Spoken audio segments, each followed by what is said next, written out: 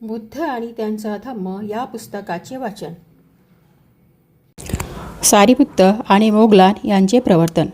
तथागत राजगृहात विहार करीत असताना तेथे संजय नावाचे एक सुप्रसिद्ध व्यक्ती राहत होते व त्यांच्याकडे 250 परिव्राजक शिष्यपरिवार होता.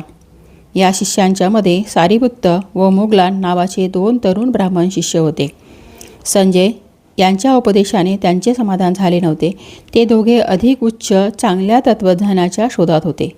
एके दिवशी सकाळी पंचवर्गीय भिक्खूपैकी वंदनीय अश्वजित म्हणजे अश्रूंना जिंकणारे यांनी अंतचिवर परिधान करून आपले अन्नपात्र आणि बाह्यचिवर घेऊन राजगृह नगरीत अन्नदान स्वीकारण्याकरता प्रविष्ट झाले. सारिपुत्त हे अश्वजितांचे निरीक्षण करीत असताना त्यांची प्रतिष्ठित आणि धीर गंभीर आचार गतिविधी पाहून सारिपुत्त अतिशय प्रभावित झाले आणि विचार करू लागले, खरोखरच अनेक भिक्खूंपैकी हे एक जगातील महान योग्यतेचे भिक्खू आहेत. जर का मी या थोर महान भिक्खूंना भेटलो आणि त्यांना विचारले, मित्रा, आपण कोणाच्या नावाने जगातून निवृत्त झालेले आहात? आपले गुरु कोण आहेत? आपण कोणत्या धम्माचा प्रसार करीत आहात? कोणता धम्म मानता? आणि सारिपुत्तांनी विचार केला, या भिक्खूंना हे विचारण्याची ही वेळ नाही. या भिक्खूंनी अन्नदान स्वीकारण्याकरता एका घराच्या आवारात प्रवेश केला आहे. त्यांच्या पावलावर पाऊल ठेवून याचप्रमाणे मी त्यांच्या मागे गेलो तर काय हरकत आहे?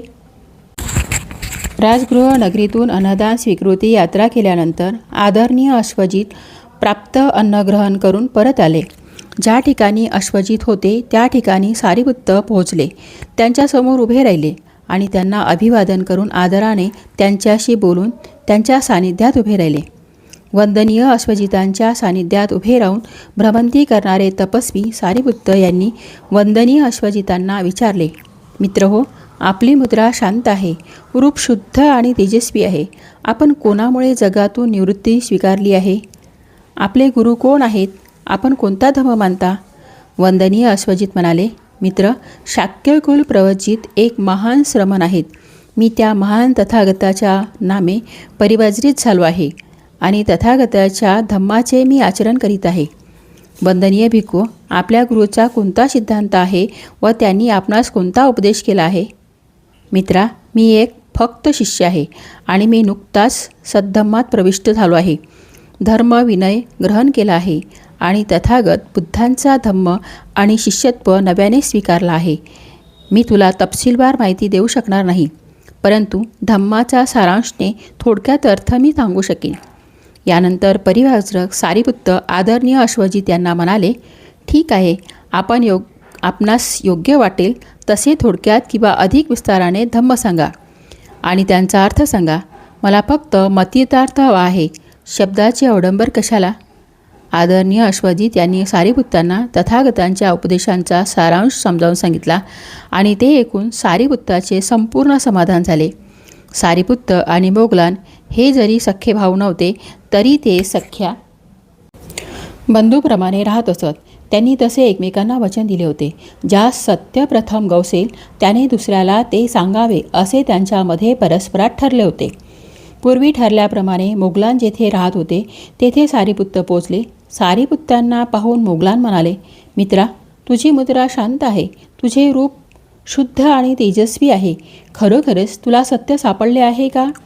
सारिपुत्त म्हणाले, होय मित्रा, मला सत्यतेचे ज्ञान झाले आहे.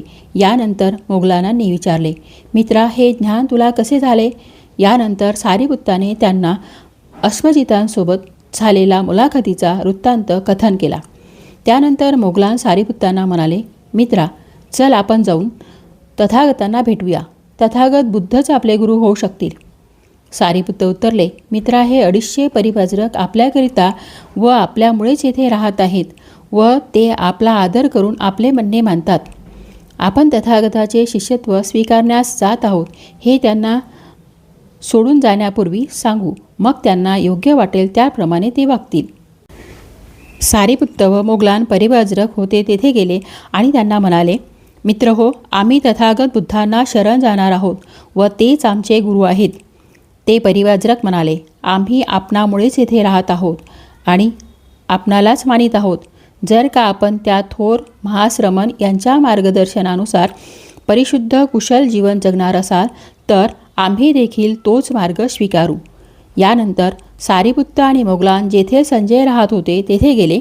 त्यांच्याकडे जाऊन ते म्हणाले, मित्रा, आम्ही तथागत बुद्धांना जाऊन मिळणार आहोत व तेच आमचे गुरु आहेत. संजय म्हणाले, नको नको मित्रांनो, जाऊ नका. आपण तिघेही एकत्रितपणे या सर्वांची काळजी आश्रमात घेऊ. सारिपुत्त आणि मोगलान यांनी दुसऱ्यांदा व तिसऱ्यांदा हेच सांगितले आणि संजयने पूर्वीप्रमाणेच उत्तर दिले.